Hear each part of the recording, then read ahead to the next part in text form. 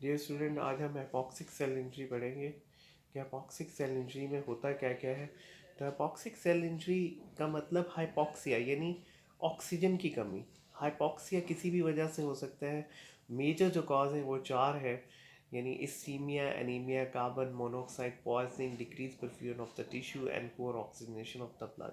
सबको तफसील से आपको बताता हूँ। इस्कीमिया का मतलब है किसी भी ऑर्गन में ऑब्स्ट्रक्शन जब हो जाए, यानी आर्टीरियल ब्लड फ्लो, यानी जो खून की एक शरियान जारी है, अगर उसमें ऑब्स्ट्रक्शन हो जाए क्लॉट की वजह से, या वो इंजर हो जाए या ख़राब हो जाए, तो उसकी वजह से उस ऑर्गन को सप्लाई रुक जाती है।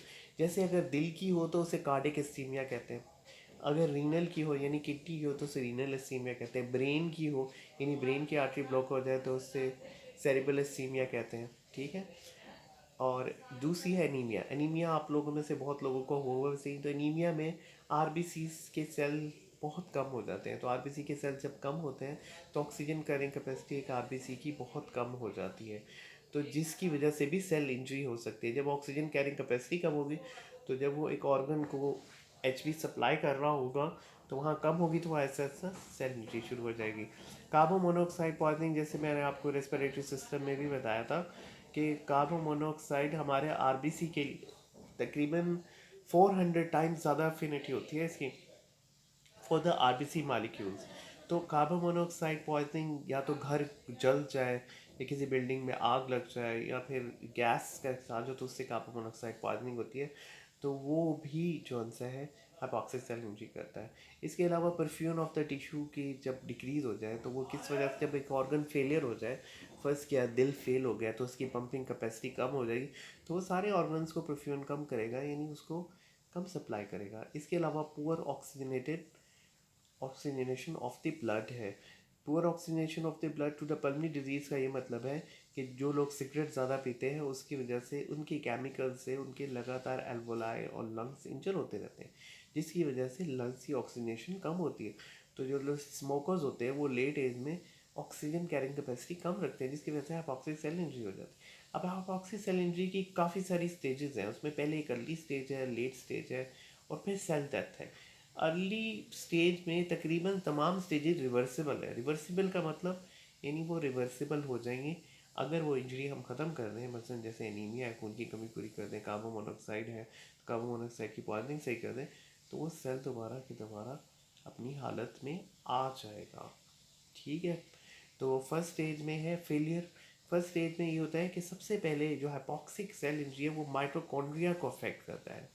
माइटोकॉन्ड्रिया, आपको पता है माइटोकॉन्ड्रिया हमारे में एटीपी प्रोडक्शन करता है। जब माइटोकॉन्ड्रिया अफेक्ट होगा तो ऑक्सीडेटिव फॉस्फोराइलेशन नहीं होगी, एटीपी सिंथेसिस नहीं होगी। जब एपीटी सिंथेसिस नहीं होगी तब क्या अफेक्ट होंगे तीन।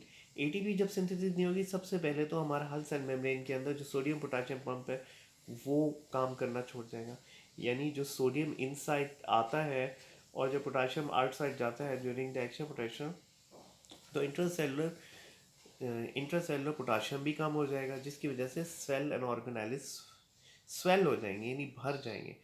तो सबसे पहले जो इसमें स्वेलिंग होती है उसमें सबसे पहले जो हमारे सेल के अंदर वैक्यूल्स होते हैं, साइटोप्लाज्म के अंदर लार्ज लार्ज वैक्यूल्स बन जाएंगे गोल गोल से।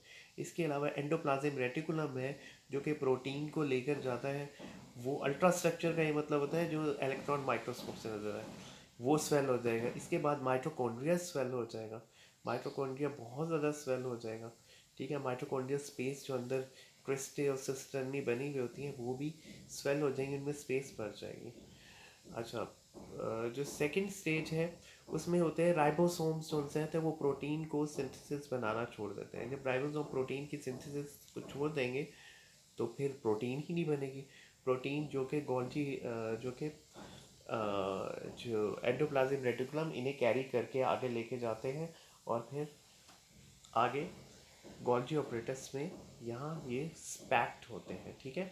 इसके अलावा phospho fructose kinase activity increase हो जाएगी, जिसकी वजह से ग्लाइकोलाइसिस बढ़ जाएगी। ग्लाइकोलाइसिस बढ़ेगी तो लैक्टेट प्रोडक्शन ज़्यादा हो जाता है। लैक्टेट प्रोडक्शन होगा तो पीएच बॉडी की ड्रॉप होगी और मेटाबॉलिक एसिडोसिस डेवलप हो जाएगी, जो कि हमारे जितने भी जो न्यूक्लियस के अंदर मटेरियल होता है उसे क्लम्प कर देगा, यानी उसे सुकेड़ देगा।